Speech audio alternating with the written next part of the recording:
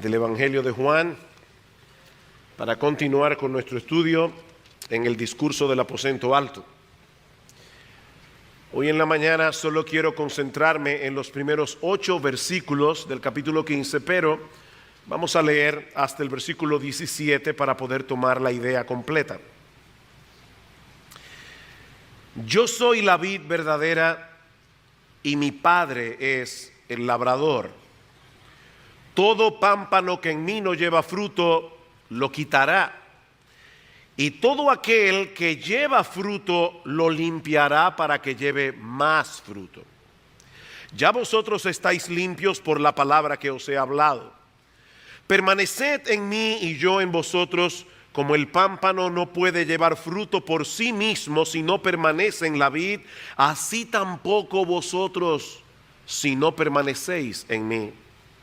Yo soy la vid, vosotros los pámpanos. El que permanece en mí y yo en él, éste lleva mucho fruto, porque separados de mí nada podéis hacer.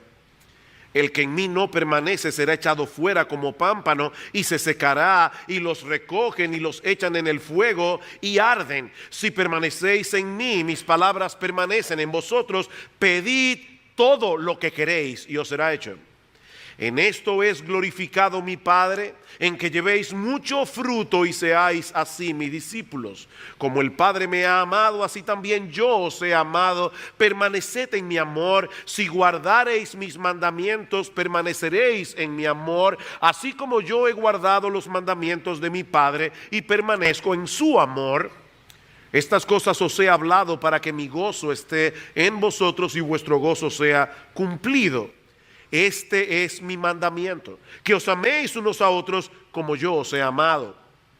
Nadie tiene mayor amor que este, que uno ponga su vida por sus amigos. Vosotros sois mis amigos si hacéis lo que yo os mando.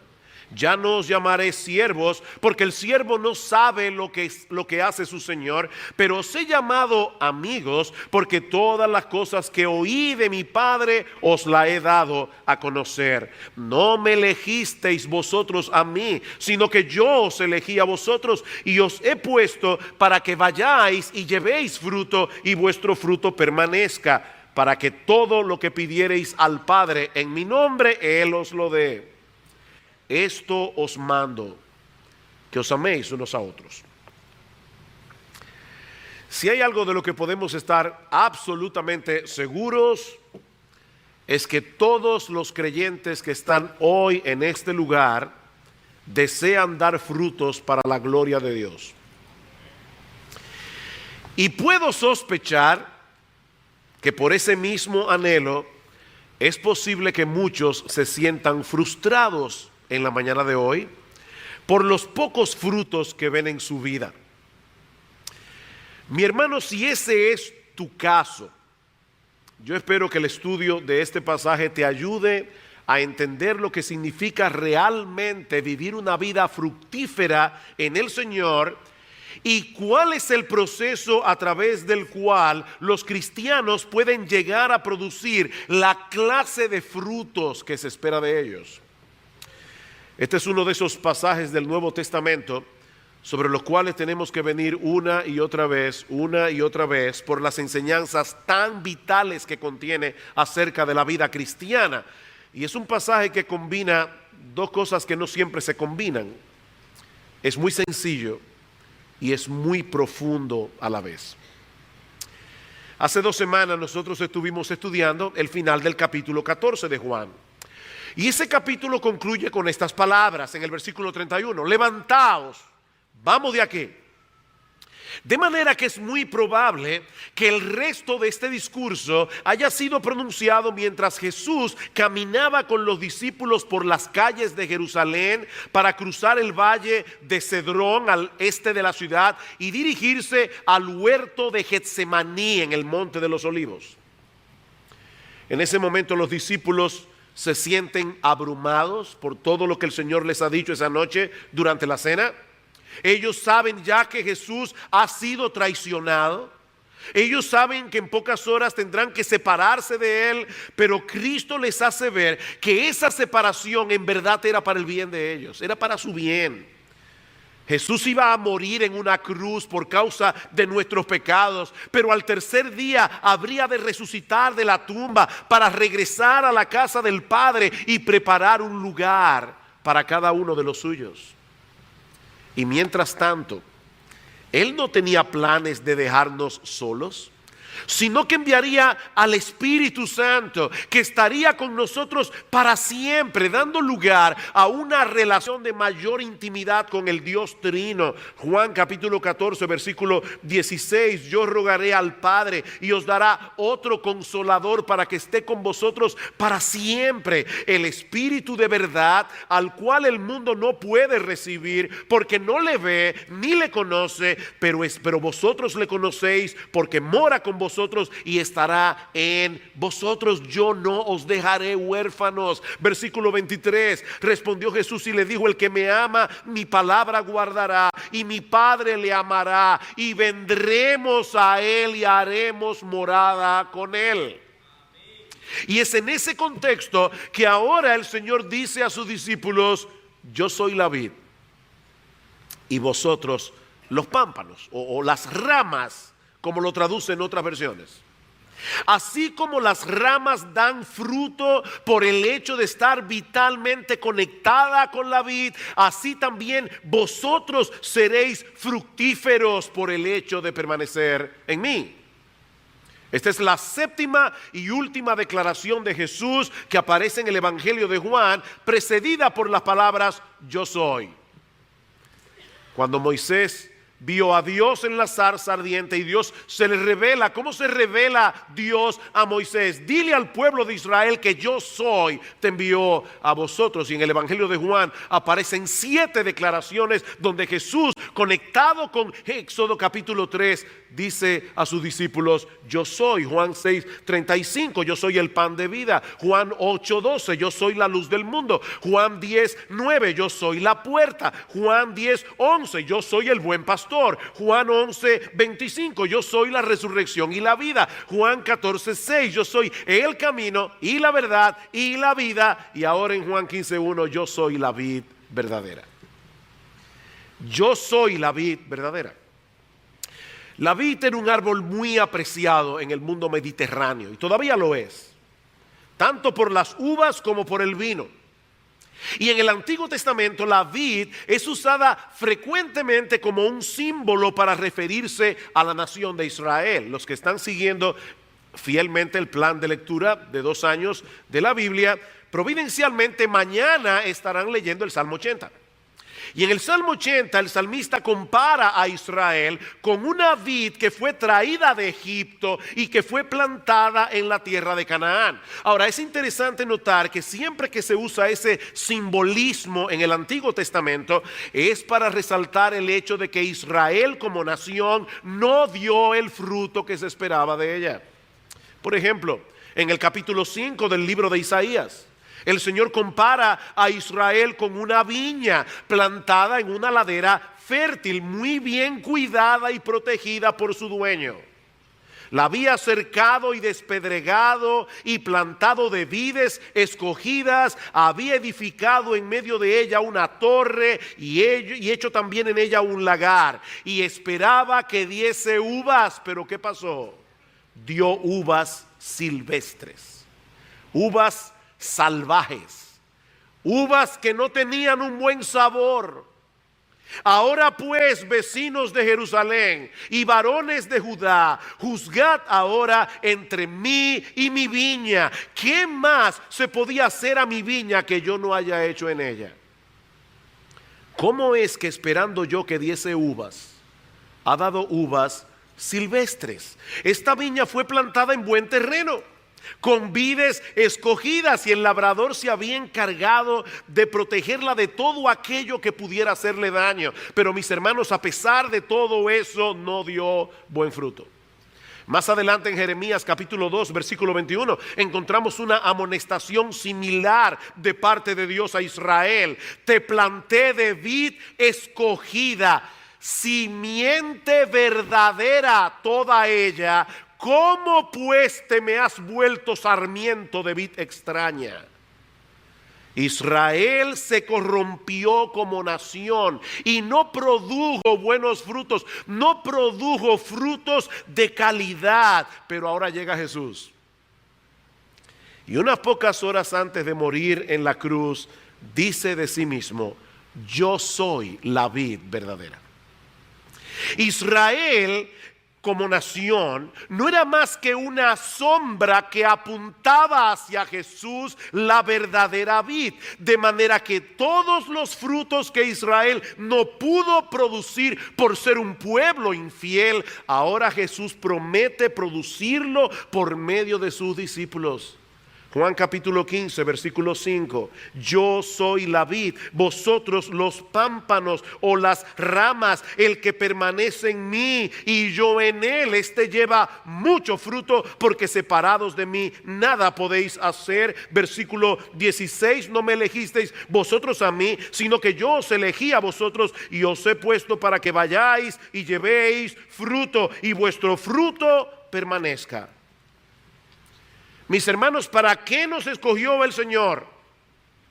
¿Por qué nos conectó con la vid en el momento en que fuimos salvados de nuestros pecados? Para que podamos producir frutos. Si no producimos ningún fruto, somos una rama inútil, porque la madera de la rama de la vid no sirve para más nada. Usted no puede construir una casa con maderas de rama de vid. Esa rama, excepto para dar fruto, no sirve para otra cosa. Versículo 6. El que en mí no permanece será echado fuera como pámpano, y se secarán, y los recogen y los echan en el fuego y arden. Eso no quiere decir que los creyentes pueden perder la salvación. Lo que el Señor nos está enseñando aquí es que todo verdadero creyente da fruto, por el simple hecho de estar unido a la vid. Si no da fruto, entonces no es un creyente. Ahora bien, ¿de qué tipo de fruto es que el Señor está hablando aquí? Mis hermanos, ¿cuál es la clase de fruto que debe producirse en la vida de un verdadero creyente? Esta pregunta es importante porque en las iglesias evangélicas, cuando los cristianos oyen la palabra fruto, algunas cosas concretas vienen a su mente. Algunos piensan que ese fruto es ganar a otros para Cristo a través de la predicación del evangelio, o discipular a esos nuevos creyentes hasta llevarlos a la madurez en Cristo. Otros creen que ese fruto está relacionado con las buenas obras que evidencian la fe de los cristianos, o con poner nuestros dones en operación para la edificación del pueblo de Dios en la iglesia. Pero lo cierto es que Jesús no nos dice explícitamente de qué fruto es que Él está hablando aquí. Sin embargo, y como bien señala el pastor Vance Pitman, cuyo estudio de Juan 15 me ayudó mucho a entender este aspecto del pasaje, hay al menos 4 pistas en el texto que nos ayudan a definir ese fruto. 4 pistas. La primera es que ese fruto es la marca distintiva de un verdadero cristiano, como hemos visto ya. Versículo 8. En esto es glorificado mi Padre, en que llevéis mucho fruto y seáis así mis discípulos. La Biblia de las Américas lo traduce: en esto es glorificado mi Padre, en que deis mucho fruto y así probéis que sois mis discípulos. Esa es la prueba. Ese fruto es la evidencia de que nosotros somos realmente lo que decimos ser. El que no da esa clase de fruto no es un verdadero discípulo del Señor. Aunque pertenezca a una iglesia evangélica, aunque sea miembro de iglesia bíblica del Señor Jesucristo por muchos años, aunque haga muchas cosas externas que los creyentes hacen, mis amados hermanos, el árbol se conoce por el fruto, dice el Señor en Mateo 12:33. Así que este fruto, en primer lugar, es la marca distintiva de un verdadero cristiano. En segundo lugar, el fruto del que el Señor está hablando aquí es un estilo de vida. No es una cosa que se produce de manera ocasional. Compartí el evangelio con un compañero de trabajo, ese compañero hizo profesión de fe, ahora está asistiendo a la iglesia, ya tengo un fruto. Vamos a ver ahora cuando Dios me da la oportunidad de producir otro. No, mis hermanos, este fruto es un estilo de vida que caracteriza al verdadero cristiano, como hemos visto. De hecho, todas las veces que aparece la palabra fruto en estos versículos se encuentran en tiempo presente. ¿Y eso qué significa? Eso indica que está señalando una acción continua. Los cristianos producen frutos. En tercer lugar, Jesús también nos muestra en ese pasaje que este fruto no siempre se produce en el mismo grado en la vida del creyente. Este fruto no siempre se produce en el mismo grado en la vida del creyente. En el versículo 2, Jesús nos dice que el Padre purifica los pámpanos que dan fruto. ¿Para qué? Para que den más fruto.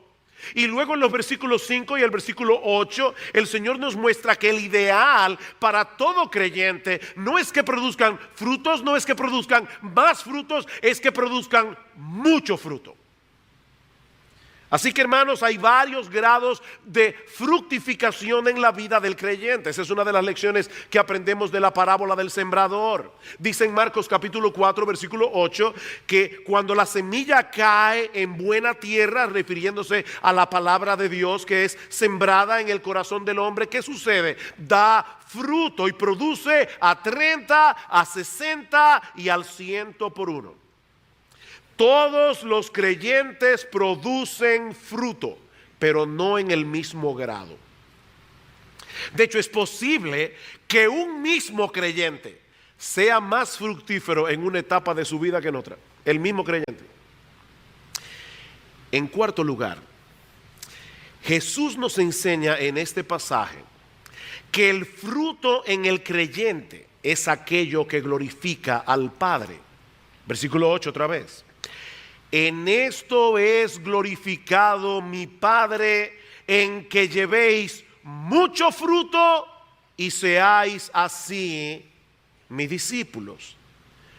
Mis hermanos, este es un punto extremadamente importante para entender todo lo que el Señor está diciendo aquí. Por eso, antes de seguir adelante, permítanme recordarles algo que fácilmente podemos perder de vista. Este es el sexto mensaje que yo predico sobre el discurso del aposento alto.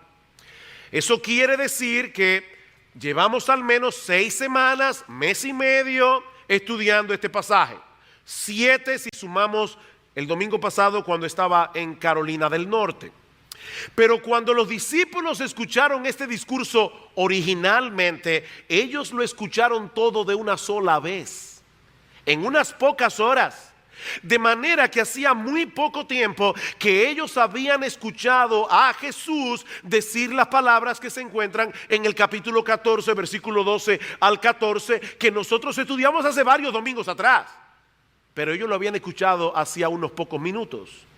Juan capítulo 14, versículo 12. De cierto os digo, el que en mí cree, las obras que yo hago, él las hará también, y aún mayores hará, porque yo voy al Padre. Y todo lo que pidiereis al Padre en mi nombre, lo haré, para que el Padre sea glorificado en el Hijo. Si algo pidiereis en mi nombre, yo lo haré. Por fin, ¿quién es el que va a hacer estas obras que glorifican al Padre?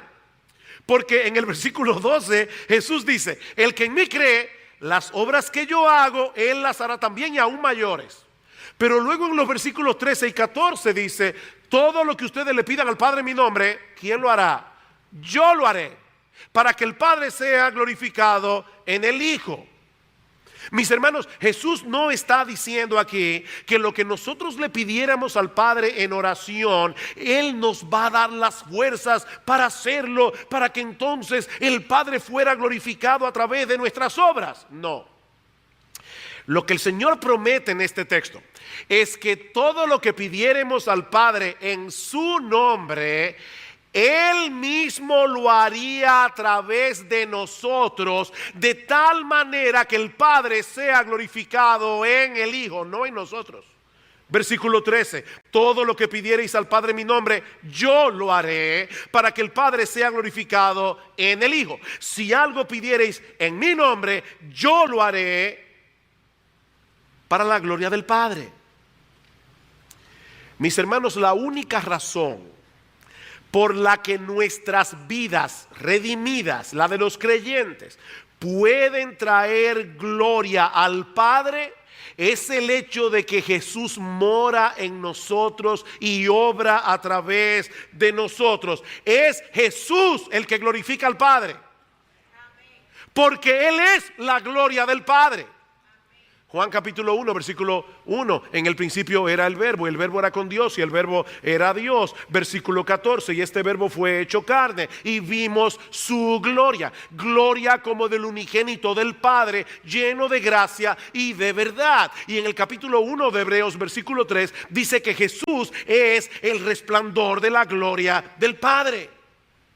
De manera que cuando Jesús manifiesta su vida en nosotros y a través de nosotros, entonces y solo entonces Dios el Padre es glorificado en nuestras vidas. Nosotros estamos unidos a Cristo de la misma manera que las ramas del árbol a la vid. La razón por la que podemos dar fruto para la gloria de Dios es porque la vida de Jesús fluye a través de nuestra vida. Recuerden lo que veíamos hace unos domingos atrás en el versículo 21 y 23 del capítulo 14. El que tiene mis mandamientos y los guarda, ese es el que me ama. Y el que me ama será amado por mi Padre, y yo le amaré y me manifestaré a él. Versículo 23, el que me ama mi palabra guardará, y mi Padre le amará, y vendremos a él y haremos morada con él. ¿Cuál es entonces el fruto que caracteriza la vida de todo verdadero creyente? Alguien lo ha definido con estas palabras que yo espero que se graben en nuestras mentes y corazones. Es la vida de Jesús en mí, siendo vivida y manifestada a través de mí. ¿Cuál es el fruto? Es la vida de Jesús en mí, siendo vivida y manifestada a través de mí. Si eso te suena abstracto y extraño, vamos a pensar por un momento en la ilustración que el Señor está usando en esta metáfora: la vid y los pámpanos.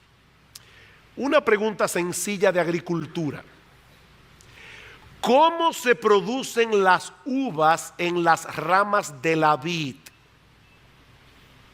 ¿Es acaso porque las ramas hacen un tremendo esfuerzo de concentración y energía para producir frutos? O sea, la rama dice: concéntrate, concéntrate. Voy a producir un racimo de uvas. Voy a producir un racimo de uvas. ¿Es así como ocurre? No, no, de ninguna manera.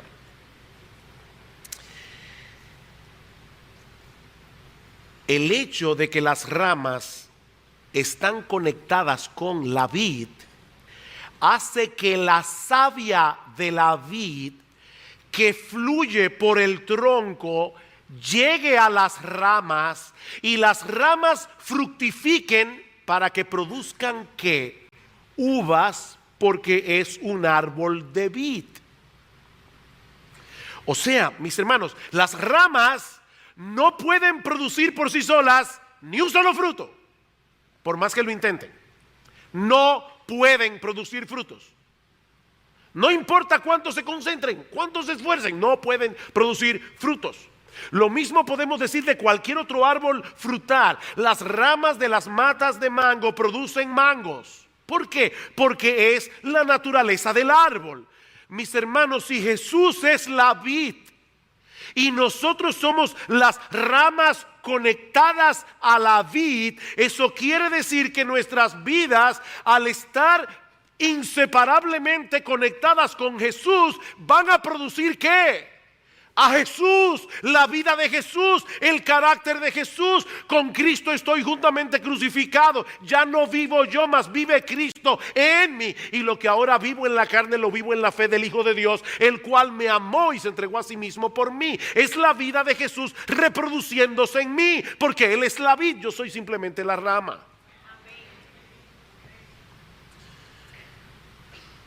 Queridos hermanos, la vida cristiana práctica no consiste en hacer un esfuerzo tremendo para que nuestras vidas sean transformadas.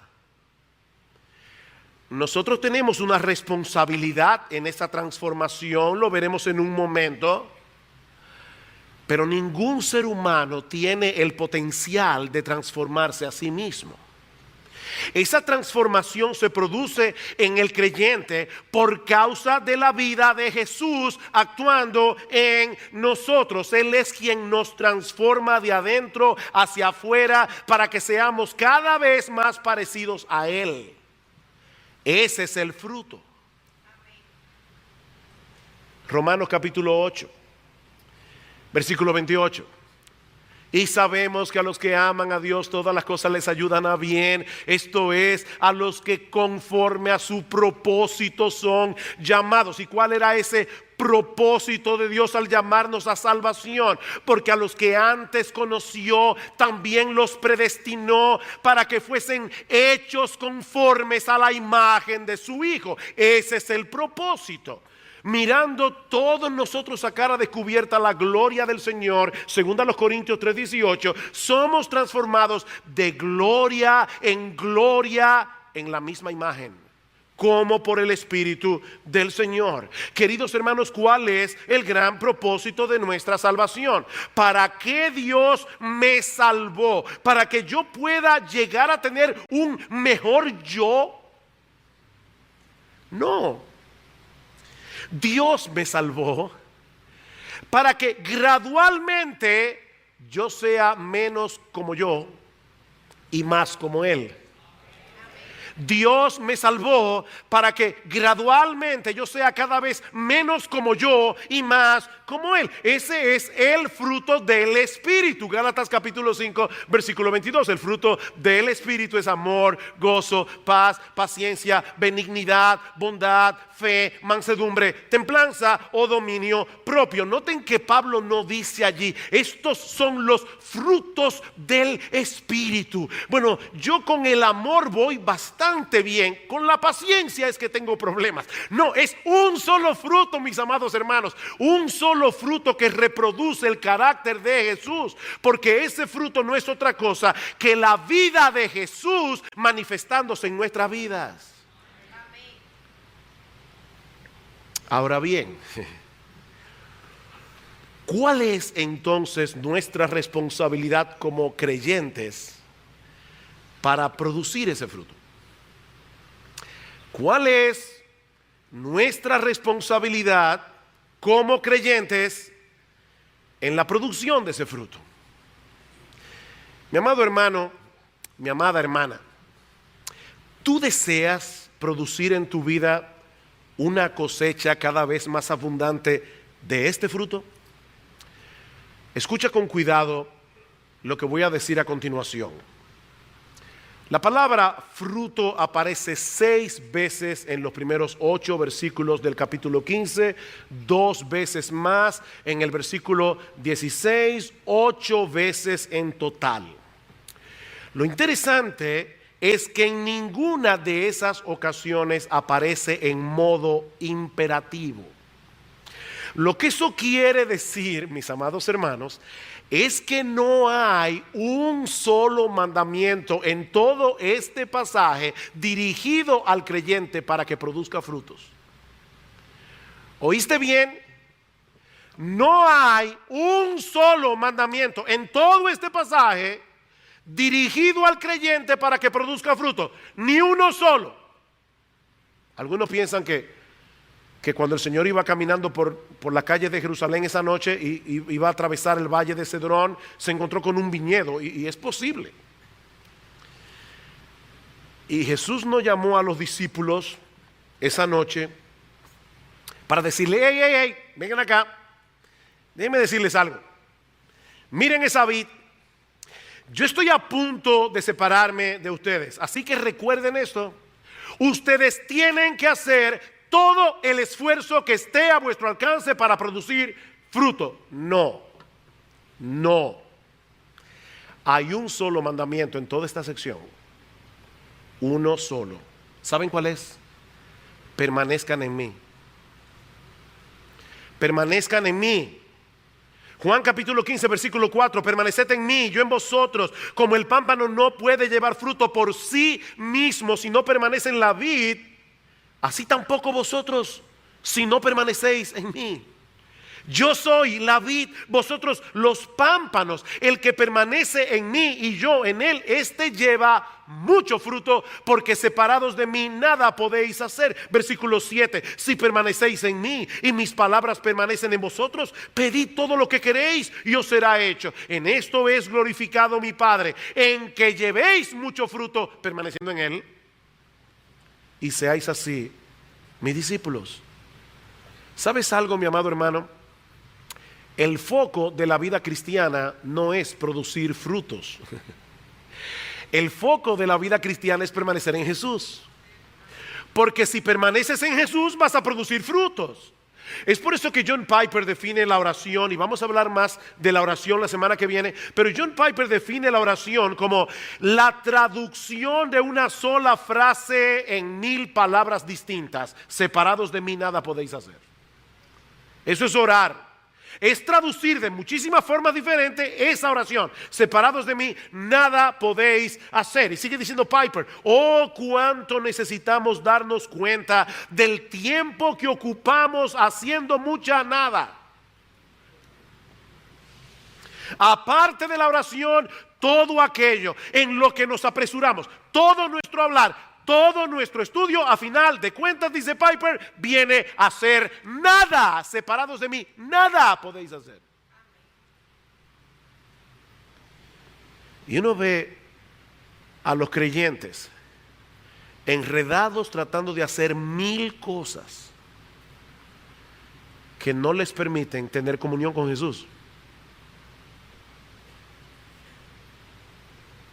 Mis hermanos, es una terrible realidad que los cristianos podemos estar ocupados haciendo 1001 cosas, excepto la más importante: permanecer en Jesús.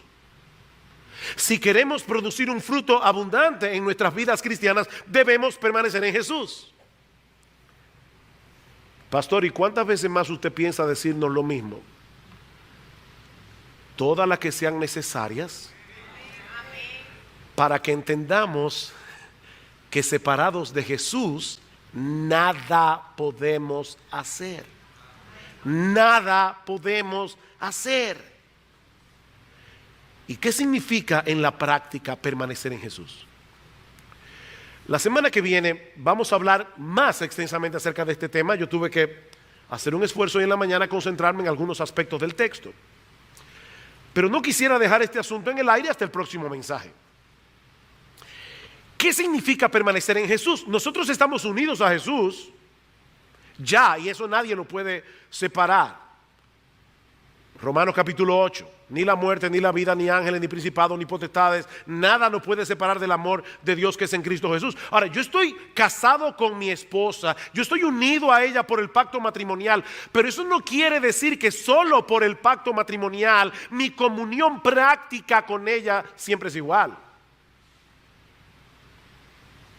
Arthur Pink define la permanencia en Jesús como mantener una comunión consciente con Él. Mantener una comunión consciente con Él es ocupar el corazón con Él y depositar en Él nuestra fe cada día, de tal manera que mantengamos la dependencia de la rama en la vid y la circuncisión de la vida de la vid en la rama. ¿Oyeron eso? Es mantener nuestra fe en Él cada día, de manera que mantengamos la dependencia que la rama tiene en la vid y la circulación de la vida de la vid en la rama. Déjeme definirlo de una forma más sencilla. Permanecer en Jesús no es otra cosa que mantenernos en comunión con Él y en dependencia de Él cada momento, cada día. ¿Qué es permanecer en Jesús? Es mantenernos en comunión con Él y en dependencia de Él cada momento, cada día. No es lo que hacemos por unos minutos en nuestro tiempo devocional, cuando nos levantamos por la mañana y apresuradamente leemos la Biblia y hacemos una oración. No es lo que hacemos durante la hora y media que dura este culto de adoración los domingos. No, se trata de mantenernos constantemente en comunión con Jesús y dependiendo de Jesús cada momento, cada día. Es llegar a creer realmente lo que dice Juan 5:5 y vivir en consecuencia. No podemos hacer nada separados de Jesús. Es creer eso. Es creer eso y vivir en consecuencia. El problema, mis hermanos, es que en la vida práctica eso no parece ser verdad. Vamos a ser honestos.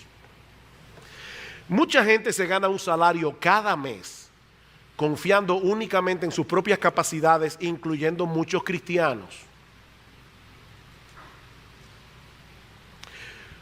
Miren, hermanos, muchos cristianos damos la impresión de que se pueden hacer muchas cosas que podemos catalogar como espirituales sin depender conscientemente de Jesús. Predicamos el evangelio porque nosotros no sabemos los textos. Criamos a nuestros hijos. Ya yo tomé un taller sobre la crianza, leí 3 libros. Yo sé cómo se lleva a cabo el manual. Servimos en la iglesia. Aconsejamos a otros. Consolamos a otros. Pero mis hermanos, tales frutos son como los adornos del arbolito de Navidad. Están en el árbol, pero no pertenecen al árbol, porque no fueron producidos por él. Son adornos de un arbolito de Navidad. Queridos hermanos, es absolutamente imposible ver formarse en nosotros el carácter de Cristo separados de Cristo. Eso es imposible, porque ese proceso de transformación, como bien lo ha definido alguien, no es otra cosa que la reproducción de la vida de la vid en las ramas.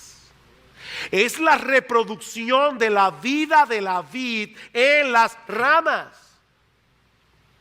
Hace un momento nosotros citábamos Gálatas capítulo 5 versículos 22 y 23 y decíamos que el fruto del Espíritu no es otra cosa que el carácter de Jesús formado en nosotros en la medida en que la vida de Jesús se manifiesta en nuestras vidas. Amor, gozo, paz, paciencia, benignidad, etcétera. ¿Saben qué significa eso, mis amados hermanos? Que sin tener comunión con Jesús ni vivir en dependencia de Jesús no podremos ser más amorosos. No podremos experimentar verdadera paz y gozo. No podremos ser más pacientes, ni más benignos, ni más bondadosos. No podremos crecer en fe. No podremos crecer en mansedumbre. No podremos crecer en dominio propio. No se puede, porque es la vida de Jesús en nosotros.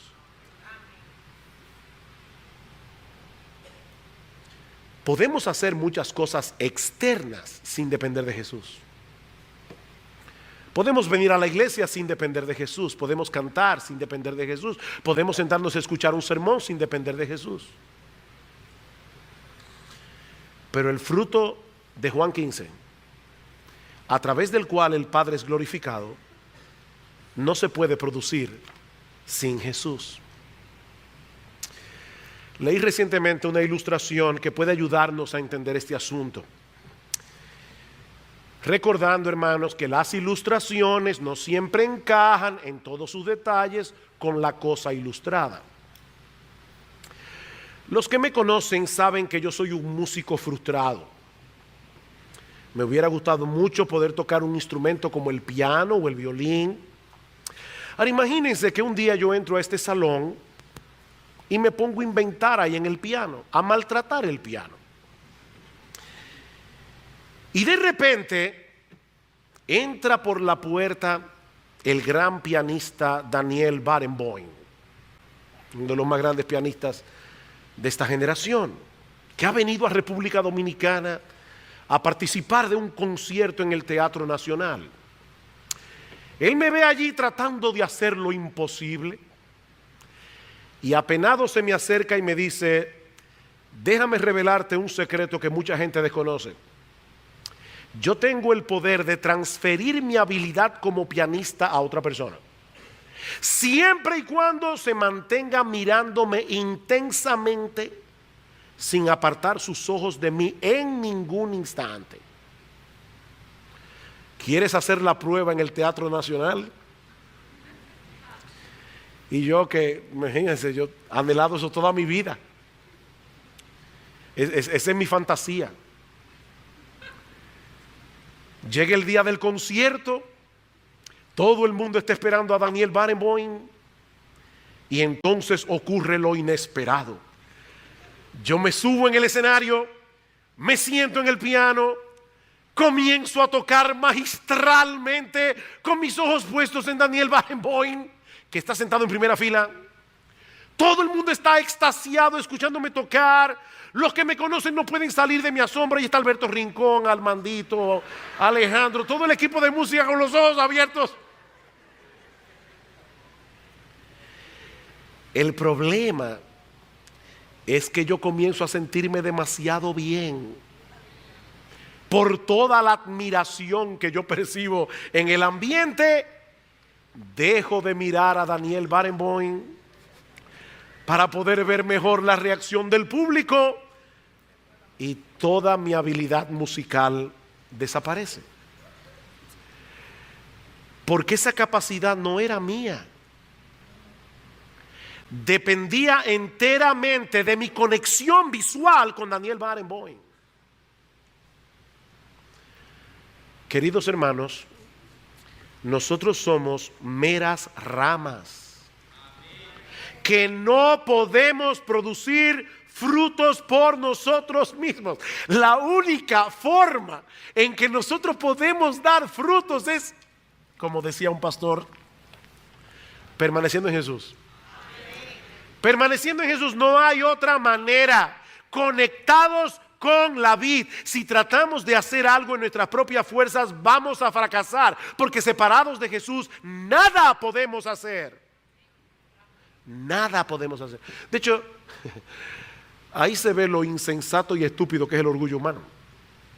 Ustedes se imaginan a una mata, a una rama de vid.